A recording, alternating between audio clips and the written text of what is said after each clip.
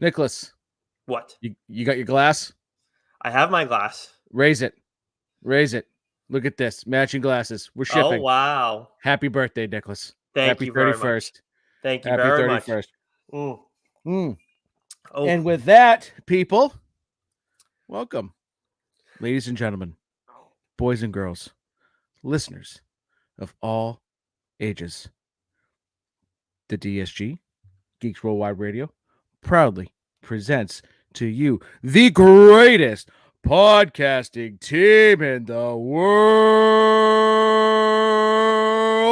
He's the birthday boy, Nick Friar. I'm the backcracker, Dr. Joe. Together, we are and always will be the Woodward and Bernstein of the DSG. We are the TLD pod. I had it until the end. We are the TLDR Comic Book Club, baby. Jesus, it's the whiskey. It's already hitting me. Oh, that's what it is. It's got to be. That is the only variable in this instance, other than you call me the birthday boy instead of Frank. That's That's it. right. That's right. Wow. That was a good one, though. That was a really good one. That was an all-timer. That one still might be my favorite one. Well, But, it just shows that I'm human.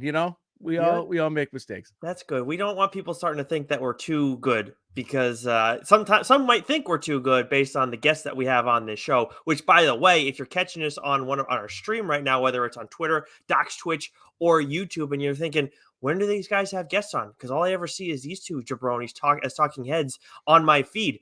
Well, you got to go subscribe to one of our audio channels. That's how you're going to listen to the interviews whenever we talk to someone like Scott Snyder, Ryan Stegman, Chip Zdarsky, or maybe Kieron Gillen, who we had on the podcast. We interviewed him actually the week ahead of Once and Future's finale dropping. But of course, this week the finale is here. So you guys are going to get that audio. If you go subscribe to the show, it drops at midnight. And make sure when you go and check the show out, subscribe, leave a rating and review too. That would be a huge help for the show. 5 stars only, as Joe always makes sure that I point out. But yes, we touched on it a little bit last week during the October solicit, but we did talk to Kieron Gillen.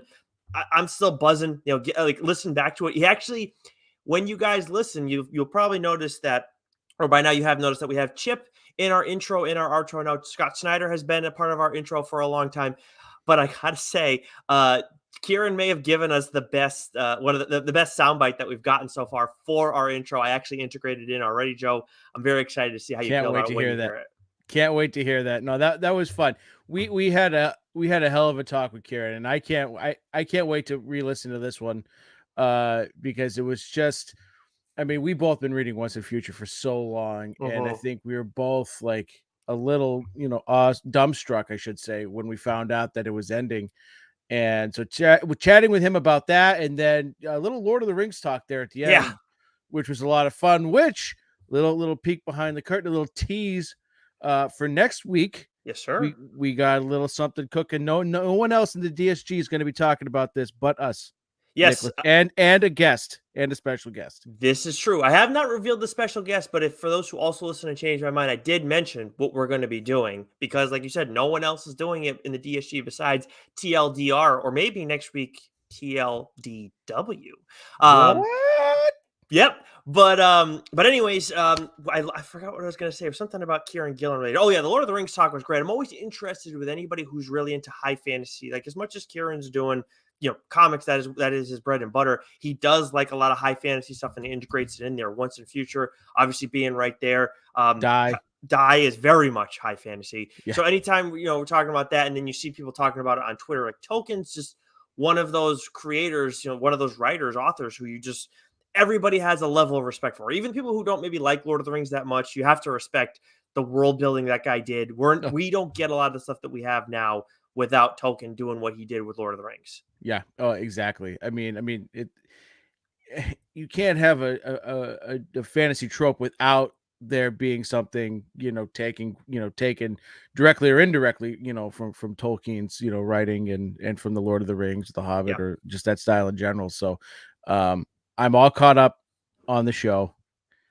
Holy smokes, man. Holy smokes. Good, man. That last episode, like, I was talking with our guest because we've been going back and forth about various theories and things like that. And he's been getting a lot of things right. It was one thing I called. I go, I think this place is going to be this place. Mm-hmm. And and then boom, right? Yep. Like, so it's like you just had that feel. So we'll talk about that more next week. It's going to Uh-huh. be a lot of fun.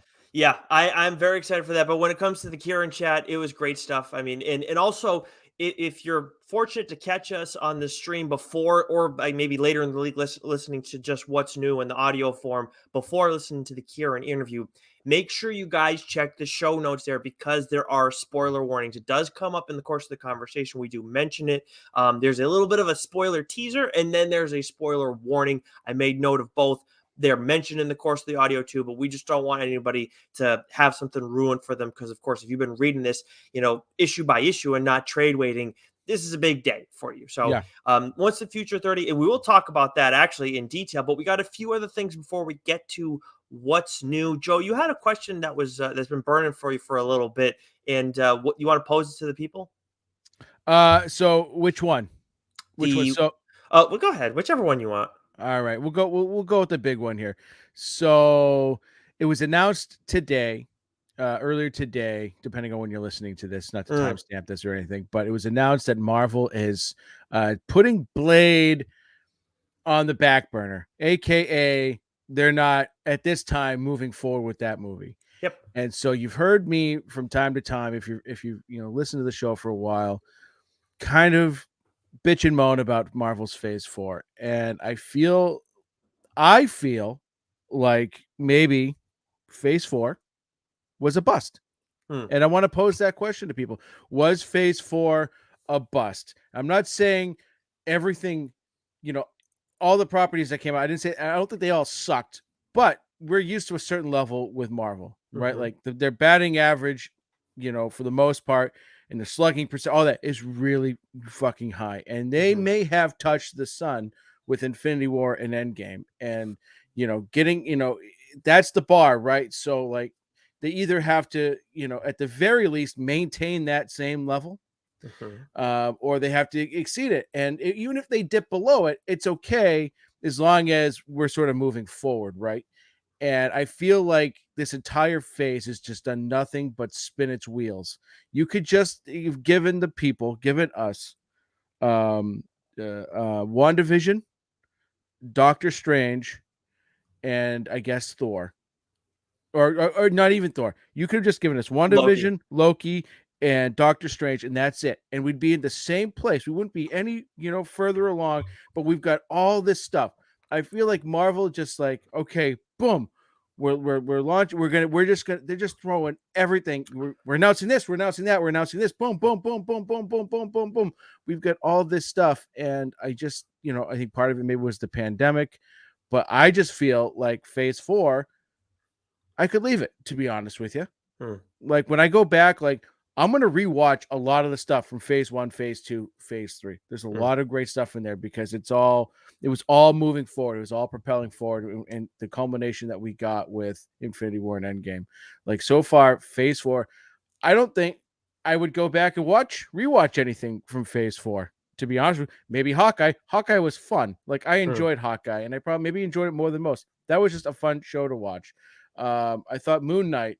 I enjoyed it probably more than most, but it didn't advance anything. It just told a story, which is fine. I think I came to this conclusion. I'm separating the TV stuff out from the cinematic stuff because, mm, for all intents and purposes, except for WandaVision, Loki, there's no real impact on what's going. So like Loki gave us the Watcher, all right, and gave us or not what the Watcher gave us Kang. Kang, right? Yep. And okay, but then we haven't got anything else. You know what No, I we mean? have not. I We haven't agree. gotten anything with Kang in the end credit scenes or any teases in any other movies. So it's like, okay, that's great.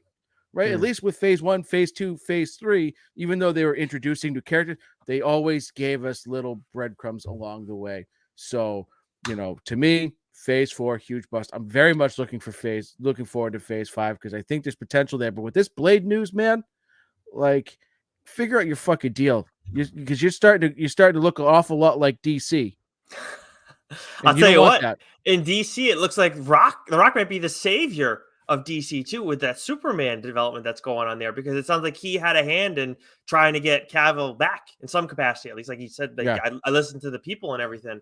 My big thing is with Marvel, because I somewhat agree but also don't. So I guess in the end, I would say no, it's not a bust, but I would say that I would definitely say on the side of disappointment because as much as I'm happy with Marvel Phase 4, I think they went and made a dramatic shift and kind of tried to step things back in some ways and go towards like a Phase 1 kind of approach where you're more establishing characters and everything that end and not looking at the larger picture quite as much. They have, but not quite as much. You go from everything's about the larger picture, and then it's like now we're gonna go back completely. I like I liked a lot of the stories that we got, but when you look at that component of it and what you were and why you became so big, and you kind of just like, no, we're gonna move away from that by and large. That's a dangerous game, and we're seeing that now. Yeah, but even in phase one, they were leaving breadcrumbs for the Avengers and the Infinity Stones. Like maybe not so much in Iron Man, right? But then once Iron Man became a hit, like even though they're introducing all these, They we're getting are, these but they origin did, but stories.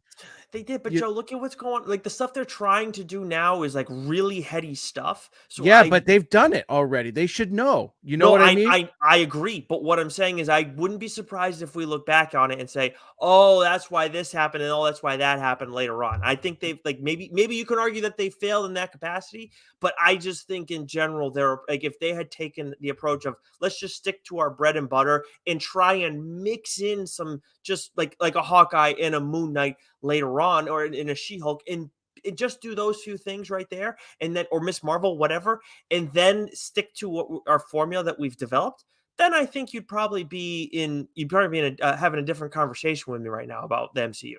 Well, maybe, but I also think that Marvel's at a point where That's what there it were comes how down to. many right? There were how many movies already in before this phase started, right? So they know the blueprint for success. They know, right? Exactly. They shouldn't be going, okay, we're just gonna reset now and we gotta, like I don't want to I'm too far in, I'm too far invested to be able to have to wait another 5, 6 movies and go, oh, that's why they did that. That Mm, okay, because again, they'll probably go back and retcon some shit. Marvel should be above that at this point. They should be a well-oiled machine, right? yep. Like Star Wars has this problem. They Phew. can't get out of their own fucking way. DC has this problem. They can't get out of their own fucking way. Marvel's starting to I feel like, oh shit, maybe Marvel can't get out of their own fucking way now. I think here's a hot take, and it just hit me now, and maybe this is the Woodford Reserve hitting me right now. But I think that we're gonna look back on Phase 4, and I think I think it's a fair take that the rewatchability of these movies maybe it's not gonna be the same for most people. I think that's a very fair take, but I think we're gonna look back on it and from like a larger view perspective and say this phase was actually really important for the MCU because now they've gone and created all these little stories and characters, not just focused on the larger picture. I think by having that more, we're going to see more interesting stories that don't have to do with the larger picture. And while hey, maybe you don't want to devote time for that, it's going to be a fun little aside that we're going to have in addition to the large thing, much like with comics. So I think that's something that will Well, you know how I years later. feel. With the events, I don't want the side shit. I want the I'm not saying right. that. I'm I saying know. you're gonna have a main line for a Moon Knight, and then you're also gonna have the stuff going on with, Well, what I'm the main talking about, event. so, yeah, I think we're talking about two different things here. But Oh, regardless, I just think that like for me personally, like I've already said this a number of times, like because we had the highest of expectations for Doctor Strange and it let us down. We had the highest of yeah. expectations for Spider-Man that let us down. I had even higher expectations for Thor Ragnarok and that let me down. That was the point where I go, "Uh-oh, Marvel might have a getting out of its own way problem." Wait, did you say Spider-Man let you down? Yeah, yeah. Well, no, I enjoyed Spider-Man was Spider-Man was a fun movie, but again, it didn't give us anything. Like you could take Spider-Man away and we could just have Doctor Strange and we'd be in the same place. I mean, Right? that's fair, but I I mean, had very high expectations for those 3 movies, mm, and, like, Spider-Man out of all those movies had the biggest, like, wow factor mm. because of what we got, right? But storytelling-wise, like, we're no farther, we're no, deeper. Loki did more to advance the MCU than Spider-Man did, right? Loki probably when you look back on it, it's probably Loki that did the most to advance the MCU. So that's Yeah. what I'm saying. Yeah. Like, that's No, I been my whole understand that, thing. but that's where and this is where again, and this is a conversation to have with Wes. I changed my mind a lot. Like we want different things sometimes when it comes to this, like I versus you, or like me Right. versus Wes. Like Right. I want a good contained story. I don't necessarily always just want the larger view, but at the same time, I recognize that I'm in the minority when it comes to that, because I look at Spider-Man and I'm like, this is one of the best comic book movies that we've gotten ever. Period. I still feel that way.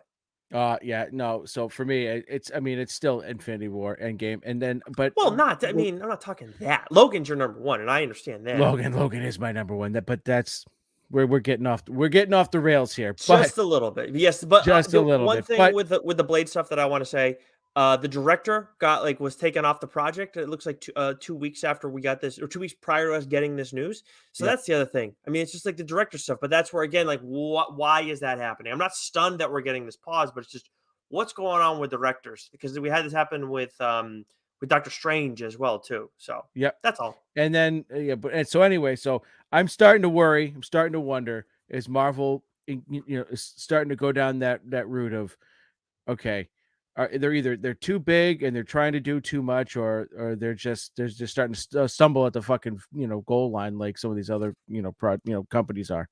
Melvin Gordon over here. But yeah, and then the question I was originally thinking that you were going to ask me about was something that you came while looking over the KLC Press Substack today. Yeah. So Crossover is a book that we love. Mm, And I was doing something very kind today, and it made me think of this book. Toot my own horn. Happy mhm. birthday, Nicholas. Thank you. And so it's like, shit, we haven't gotten a crossover book in a long time. No, And so I was just wondering, when that's coming back, because if I recall correctly, there wasn't like a definitive ending. I do no. believe it said to be continued. So I was For just, this the sake of respecting those who may be behind and have been working through crossover now that there's been this long pause, it's definitely did not have a definitive end. It definitely like left us thinking there's a certain direction to take things. I don't know how the hell Donnie and Jeff Shaw are going to do it, but I mean there's a lot to be done still with this series. But that the wrinkle that they added was a lot. yeah, And I think when you look at what we're kind of starting to see now more and more with creators. I mean, you look at was it Saga? They're doing 6 books for the year, 6 issues, and then that's it. Look at what Rodney's doing right now, right? He went and did Philadelphia and Nita Hawes at the same time for a bit, and then he took a pause for a little while with Philadelphia as Nita Hawes finished out her first arc. Then and then Philadelphia came back, and then he did it. Then he did the inverse. Now Philadelphia's on pause, and Nita Hawes is going something to that end. So I right, think we're seeing creators where they don't want to try and burn themselves out, yeah, because I mean maybe not so much for the writers, but I think for the artists, there's just a lot of work to be done. And when you have these hit series 2 crossover, I don't know that it's done as well as Vanish has, but I mean it's done very well for itself. So that's the other thing that you kind of run into as well. right, right. So, It'll be just okay. It yeah, won't be it'll bad. be okay. Just give me more crossover, please. I Oh I, yeah, I I need will. I need more crossover. Yeah, when you All think right, about with Donnie and all that stuff, oh my god, I mean that's another one too. Vanish, but then crossovers right there. I mean, right. so much awesome stuff. He's such a good writer who we have not had in the show yet, but I think we will at some point down the line. So much for Um, keeping this under 30 minutes, by the way. yeah, not going to happen. But anyways, let's go through catching up real quick in light of that. So for me, the only one I wanted to highlight, because obviously we're making some adjustments to how we handle catching up, the Devil's Highway finale. I did catch up on that one, and the second arc picks up right where the first arc left off. And I think if you enjoyed the first arc, give the second one a look. I think you can still place orders for the trade paperback if I'm not mistaken. But either way, when it hits your local comic shop, pick it up, and then if they don't have it, ask them to order it for you. Absolutely loved the second arc of this series. Not going to get into spoilers. Obviously, talked about the first arc of this show. I mean, of this series a while back on the show. If you haven't heard already, go check that one out. The Devil's Highway, and that's from AWA Studios. Okay, and real quick, little breaking news here. Uh, Angela Lansbury just passed away. I'm sorry, who? Angela Lansbury, Murder She Wrote, Oh wow. Mrs. Potts, R.I.P. Oh, Yeah, that's that's a bummer. terrible. That's a bummer. That's sad. Yeah, damn it, that stinks. All right, so a couple of books I caught up real quick. The last 2 issues of Wolverine. Well, I read the last issue of Wolverine, and then I caught up, and then same thing with Ghost Rider. Both written by friend of the show, Benjamin Percy, and he's fucking killing it on both these books. Yes. And as much as I loved Wolverine, I think what he's done on Ghost Rider, these last two issues, issue 6 and then the issue we'll talk about in a moment, issue 7 coming out, um, this week, was excellent. Oh God, was it excellent? Mm. You love to hear that, and he's been killing it with Ghost Rider. I mean, I agree with you 100%. He's got these two characters down, and I just think that bodes well for whenever he does more creator own stuff down the line as well, like the kind of characters that we should And see. he's brought these two characters together, Yeah, and yeah, oh baby, some oh baby. cool shit, that's for sure. But let's get over to what's new now, coming out this week of the 12th. Normally, we start things off with Marvel right away, but I mean, there's only one company that you and I are thinking of when it comes to this week, and that's Boom Studios. There is a first issue that came out that you're going to touch on, but we got to lead things off with Once and Future issue 30. We've talked a ton about our conversation with Kieron. Of course, we talk about the book with him in our interview, which you guys again will be able to hear on our audio channels. Joe, how'd you feel about the finale for the series? It's tough because when we talked with Kieran, I mentioned this because the first time we had him on, we had him on for the conclusion of Die. Yep. And now we have him on again for the conclusion of Once and Future. And so when I was getting back into comics, Die was one of the very first books I had picked up when I walked into my local comic book shop for the first time after, I mean, I've been going in there and just mostly buying trades, right? Been buying the Preachers, and I decided I was going to get back into floppies, and Die was one of them. And then a couple months go by, and then there's that big display by Boom, Once and Future, and so, oh, this looks great. And I grabbed the first issue, and I never looked back, right? And so there's Once and Future holds a very special place in my heart. And I know that at one point, I'm just starting to jump the shark a little bit, right? And there was a couple issues where I felt like, okay, maybe we need to start to wrap this up. And then we get to issue 16 or so, whatever it was. I go, you fucking idiot. Why'd you ever fucking doubt this? And it blasted off like a rocket ship. And when I got the news that it was ending, it hit me like a sack of bricks. And so now we're waiting, those last 3 issues leading up to it. And when we got usually we get our advanced copies a couple of days before the day before we record the show, but we got this one, well ahead in advance. And it was perfect. It was perfect. And, the door is left open, and you'll hear about this, but like just the way it ended, it was perfect because it wasn't completely, like, gushy happy ending. And there was definitely some so I don't want to call them morbid elements, but like, oh, that's a little fucked up, but it fit perfectly. It fit perfectly, right? So this was a great finale to a great series. If anyone has yet to read this, pick up the trades. I know, the first edition is in hardcover. Grab it. You're going to want to read this series. It is absolutely tremendous. I think you put it perfectly when you say like the ending was right. Like this Yeah. is exactly the ending that Once and Future deserved. I feel like that. I mean, we know Kieran and Dan Mora and Tamara Von Villan. I mean, what an outstanding Perfect creative. team. Perfect team. If they ever do anything else with this world, with any of these characters, I really, really hope that we get to see those 3 individuals work together again. The one I worry about not being involved is probably Dan Mora, just because he's got so much else going on with DC and everything. That dude's a rocket ship right now, probably the hottest artist in the game. But when you look at all the work that's done in this series, I mean, I'm looking at a certain image of Rose right now, and it's like, holy fuck. Yeah. It's the art in this series between both Dan and Tamara. It's just knock your socks off stuff. So I'm really excited. I really enjoyed what they gave us throughout the series, but how Kieran lands the plane from a storytelling aspect, from a plotting point. I think I said it to him, like, I really think he did it exactly how you're supposed to. He kind of jerks you in a couple of different directions where you think something's going to happen. And what's also good to hear is too, like when you've talked, Joe, a ton about your favorite character from this series, who I would think I agree is also my favorite character.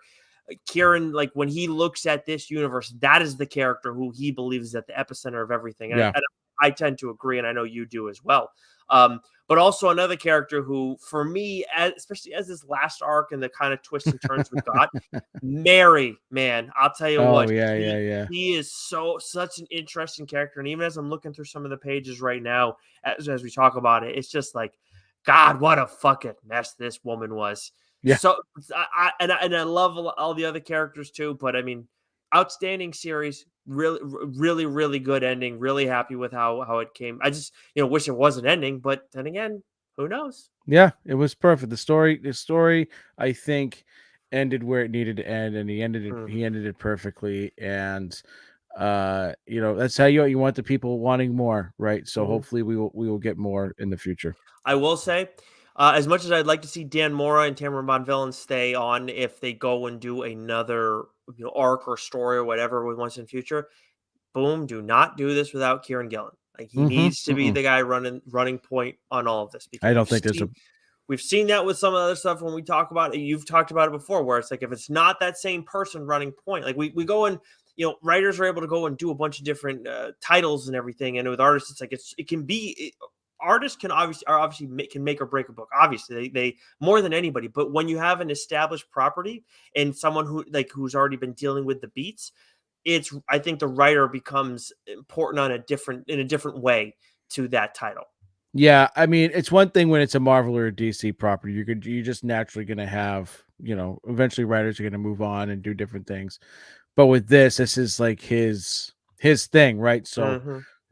we're not gonna get Once in Future without Kieron Gillen. Hopefully we don't get it without Dan Moore or Tamara Bonvillain either. But at the very least, you need Gillen because it's his vision, it's his world, it's his characters. So Hmm. I don't even think I'd bother reading it if it was someone else, to be honest with you.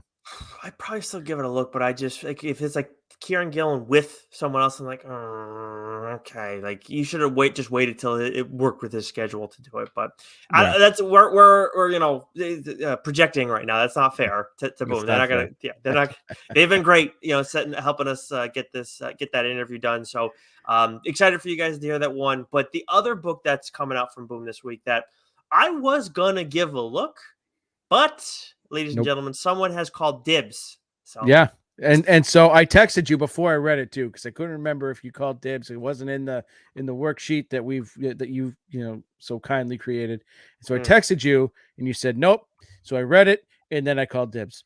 yep. So from Boom, this week, the approach number one. I mean, we know the rule. Boom, number one, you read it, right? Hmm. And it was awesome. And I wasn't expecting it to take the turn that it did, but I should have been, right? Because it's Mm. sort of you got this ominous foreboding tone throughout the entire book, and not a lot happens, right? And it's just like you're trying to figure out, okay, what's going on? What's the deal with this place? Okay, all right, you get introduced to some characters, and again, it's not a lot of action. And then the last several pages, like I always talk about this, a number one book's job is to sink its teeth into you, right? Hmm. It doesn't have to be balls to the wall, start to finish, but its job is to make you want that next issue now.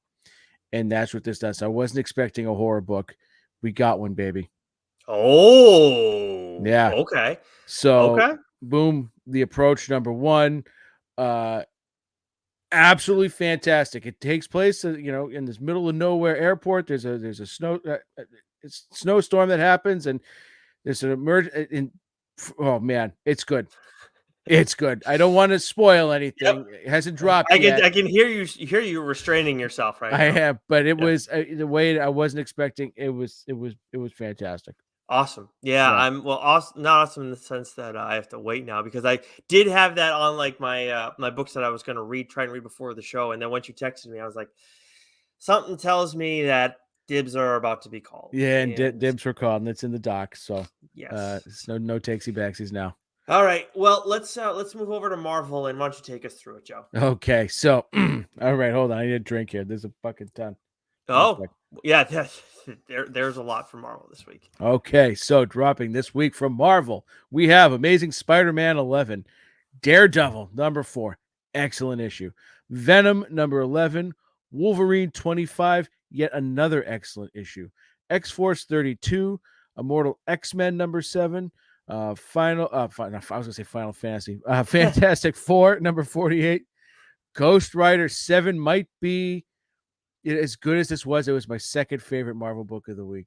Mm, Star Wars 28, Captain Marvel 42, Axe, Death to Mutants number 3. Again, speaking of Kieron Gillen, mhm. that's his baby over there at Marvel right now. Legion of X number 6, Gambit number 4, Black Panther number 10. You got extra grind with Gambit? I haven't read 3 and 4, but I mean, like I said with 1 and Yeah. 2, I mean, it was just Meh. very, very frustrating. Yeah. Meh is All probably putting it lightly. The art's fine. I don't have yeah. complaints with the art. It definitely has more of like that old school nod to it, and I got that's what you're going for. That's cool, makes sense. But from a story aspect, Yeah. no, Yeah. no, Claremont might have lost his fastball. Who knows? maybe. All Out Avengers number 2, Genus Vale, Captain Marvel number 4, Axe Eternals number 1, Axe Iron Fist number 1, a book I wanted to read but I didn't get to, Punisher War Journal Brother number 1, Star Wars The High Republic number 1, Namor the Submariner number 1, Wakanda number 1, and then I think now between I love Daredevil. Daredevil was excellent. Wolverine was excellent. Ghost Rider was excellent. But for me, the Yep. book I was looking forward to, and we talked about this last week on the solicit, was Star Wars Visions number 1 by Dude. Takeshi Okazaki. And the art in this is fucking brilliant. It's manga style where it's all black and white, and the only color is with the use of the lightsabers, and it's just a Japanese Ronin, story. Mhm. But it was so fucking good, and it was so beautiful to look at. I'm definitely buying this one when it drops on shelves because I want to have it. I want any one of the covers. Like I want to put and hang up in bag end here because it's that gorgeous. This book was absolutely fantastic. Have you watched the anime, the episode No, for this yet? I've Okay. got to. So I think I watched another one, but this is the only one that I can remember watching. I definitely didn't watch all of the Star Wars Visions, but when we saw that this character was going to be getting a comic, I was like, "Oh, okay, I want to give this one a look." Now, we don't know if this is a one-off or if they're just going to do the Ronin and then they're going to move on to those other stories. But I'll tell you what, man, the anime was absolutely outstanding. This comic was absolutely outstanding. Like and I really hope that people at Star Wars and Marvel identify how much potential they have with the Ronin. This is such a cool character. And we also talked about it before the show. They introduced a really cool another character in the course of it all. And like the whole story is just it not a lot happens, but at the same time, it also moves at a very good pace. Yeah, There is a bit of there is action, there's really cool action, but in terms of like a story, it's like it's self-contained. So it's not like crazy extravagant or elaborate, but the art's really cool. The tempo is very well done. You have a really cool character at the center of all this. You introduce another really cool character. I really hope that we see a lot more with the Ronin, whether it be well, specifically in comic book form, in anime form. I mean, manga form, but anime form. I'd love to see more of that character too. yeah. This was excellent, and I want all of it. Give me Yep. all of it. Also, speaking of cool looking characters, there's a certain thing that's going on in the course of Daredevil issue 4, and you look at Daredevil and Elektra, right? They have like their outfits. You see them in their Daredevil Yeah, outfits, but then there's a slight change to it. And I was like, oh fuck! yeah. Like every 5 seconds, I swear to God, You and Foggy Shadow. Nelson had the same reaction. Every time like Chichetto's drawing something, it's like need an action figure, need an action figure of that. Like it's Yeah, so cool. especially Daredevil. He looked Yes. fucking badass in that. Yep. Yeah, that was excellent. So, Marvel, Nicholas, take us to DC. All right, we got Wonder Woman 792 coming out this week. Batman Urban Legends issue 20, Batgirls issue 11, Justice League issue 6, Future State Gotham issue 18, the Flash, the Fastest Man Alive issue 2, Batman Incorporated issue 1, which I did want to take a look at before the show, because that one's got Ghostmaker in it, who obviously cool looking character, got a cool, interesting background. DC's Terror Through Time issue 1, Joe's new favorite title, The Batman and Scooby-Doo Mysteries, issue 1. DC Worlds Without Justice League, Green Arrow, issue 1. Then, of course, Superman, Son of Kal-El, issue 16, a book that Joe has been reading since day one and has talked about on the show. Excellent issue. Big return this issue. Big return. All right. Yeah. And then we also have the continuation of the Robin story, which you loved Joshua Williamson, but now we have Batman versus V Robin issue 2, which he is not writing this series. How was this issue? It's good. It's a good story. What I loved about Williamson's Robin run, it was a Robin story. It was a Damian Wayne story, and he tapped into the character really well. And this again, I've just fallen back. It's a Batman story. Yep. Right, with Damian in it, and it's a good story. I think I enjoyed this issue more than I enjoyed the first issue, but it's while it's basically just taking the events and writing a story sort of based. So like it's not a Robin book, and the title suggests that, right? It's Batman v Robin, even though it's a continuation of the story that Williamson had started and put forth. This is, for all intents and purposes, a Batman book. He is at the center of everything, and so. Okay, I'm reading Detective Comics. I'm reading mainline Batman. Like, okay, like you had something there. Yes, no, God, no. So you had something good there. Like even if Williamson's not writing Robin anymore, okay, fine. Someone take over. Give me another Robin story. Give me another great arc where Damian Wayne, is. He's a central figure in this story as well. But like. He's splitting the time now. Like he doesn't need to split the time with Batman. He can carry his own title. Let him carry his own title. What if Damian split the time with Marlon? Would that be okay? Would that be all right? Sure, why not? Oh yeah, Damian and Marlon weigh in. Why not? I think that would be great. I don't know. I'd read that series. I'm sure you would. Okay. I couldn't help it. I thought of that idea like midway through your speech, and I was like trying to hold back my laugh. I'm like, what the fuck is he going on about? Okay, all right, we'll roll it. Sure. But that sucks though. Like you go and it's a good book. It's like it's not a bad, but it's just like I don't need Batman. I don't need him in this. The character goes and proves himself. You get a great story and everything, and it goes for a considerable run. Like I understand people probably look at it now. It's like 16 issues. Like what's that? Like no, that's a big deal now. Like you don't, because now we want concise stories. We want like good endings and everything like that. You go and do that with a character who you specifically didn't give a shit about before, and now it's just like it's too bad. I'm starting to not give a shit again. Yeah. Well, I know you do give a shit about the stuff that Image put out this week, so why don't you take us through that? Yeah, a fairly light week from Image. It's got to be holiday weekend, possibly. But for them, it's a light week. For them, it's a light week. There's still a lot here, but usually there's a lot more from Image that we're reading in a week. That's true. Spawn 334. Tom King's Love Everlasting issue 3. This is the issue. If you've been reading the first 2 issues and you'll be like, I'm not sure. Like, if you stuck with it so far, this is the issue that'll make you go, okay, got it. Let's keep it going. We've got Prodigy, the Icarus Society, number 4. The Least We Can Do, number 2. A book I wanted to read, I just didn't get a chance to yet. Hitomi, number 1. And then we got Halloween Party, number 1. Hack and Slash, Hot Shots, number 1. So a couple of anthology horror books here. The Marked Halloween Special, number 1, which is a one-off from the series The Mark, which neither of us has read. Right. But there's 2 books here that we each want to talk about. I'm just going to mention this briefly. Only to say, so Do a Power Bomb, number 5, dropped this week. I've said it every time this book comes out. I think the name is fucking stupid, but I've added the book to my TLDR list. Wow, it's officially made it. Yeah, wow. Yeah. This issue was like it was going in that direction, and with this issue specifically, like okay, boom, I'm in. So it looks like it might be a 6-issue run because I think they'll probably wrap things up next issue.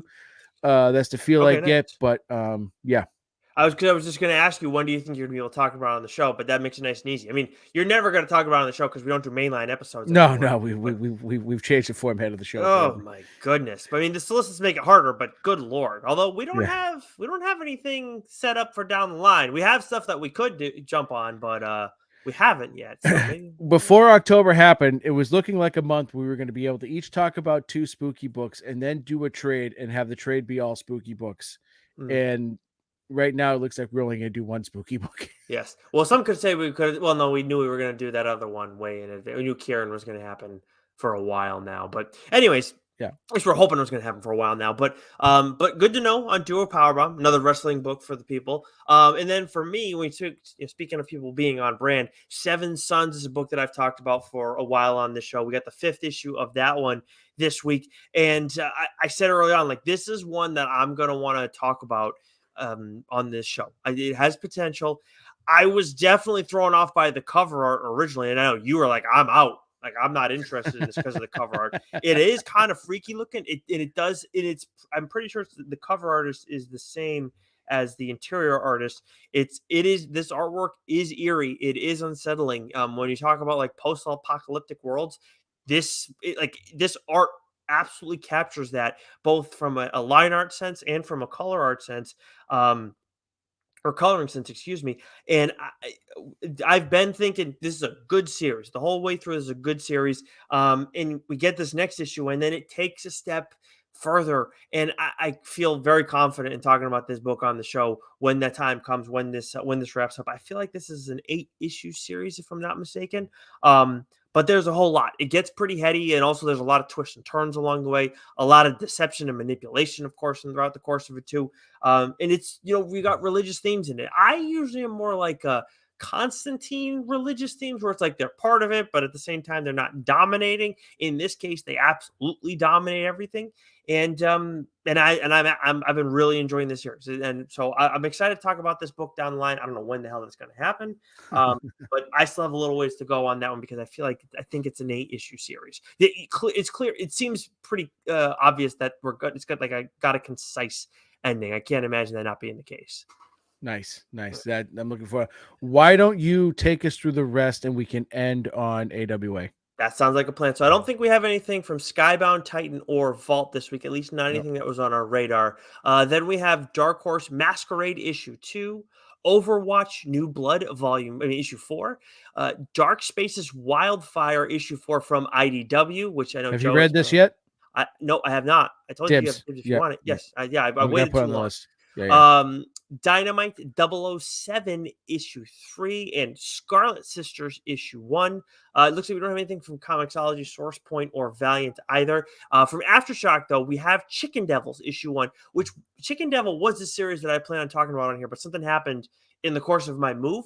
So Yep. I think I missed like the 5th issue of this, I believe, but something I got to circle back on, because our guy Hayden Sherman was the artist on that series. We haven't fucked this name up in a while, by the way. No, Credit to us. Yes, yeah, that's you try and lump me in with you, but I did it 100% deliberately. You do an accent every time. Sure. Anyways, AWA Studios, we got Erratic Recharged issue 2, and then Joe, we have another book from our guy Benjamin Percy. This is not by Benjamin Percy. Oh, he did the first 2 volumes, was it? He did the first 2 volumes. So Year Zero, Volume 0, Number 1 is written by one of my. He's written one of my favorite books, Daniel Kraus. He wrote The Autumnal. Oh, no! Oh, wow! Yeah. So I've talked about Year Zero on the show before, zombie apocalypse type thing. And so if you've read the first 2 volumes, there's gonna be some things in here you're like, oh, okay, gotcha, all right, because this is essentially a prequel. This is leading it. But if you've never read any Year Zero, you can pick this up, and it's laying the groundwork, obviously, because it's a prequel, for what is to come in volumes 1 and volumes 2. But if you've read them already, you read this with a certain bit of joy, because you already know where things are, and to kind of see how things kind of originate. And then the way this first issue ends, oh man, like if you've read volumes 1 and 2, this is a fucking delight. And if you have it and you're new to year zero at AWA, grab it, read it, because then you can read this as it comes out, and then you can go grab the trades for volume 1 and volume 2 because Percy nails those. And it's so good. And the the artist, unfortunately, I'm sorry, is escaping me. I should have had that pulled up. But there's a great team on this book, so definitely give this a shot. If you're into zombies, and it is the season, folks. It's the spooky season. So great time to grab this. Daniel Kraus is a great writer. If you've listened to the show and heard me talk about the autumnal, and if you've read the autumnal, I know Dork podcasts, Rich Keefe and Ryan Dave have both read it and they love it. I mean, it is so freaking good. He's a hell of a writer, and he hasn't written a ton of stuff. So I'm really pumped to see him get back into it and start this story. I can't wait to see. I'm assuming that this will sort of end right where volume 1 kind of starts, but so far, man, first issue was an absolute home run. The artist on Year Zero, Volume Zero, Issue 1 is Goran Suzuka. There we go. Yes, so we got Yeah. you covered there, and I agree. Like when Daniel Kraus, yes, when we talk about Autumnal too, oh my god, that was definitely. I don't think that's available on the Dork main on the audio channel. It might just be the YouTube channel. I can't remember if they did it with Batman or the horror books, but Right.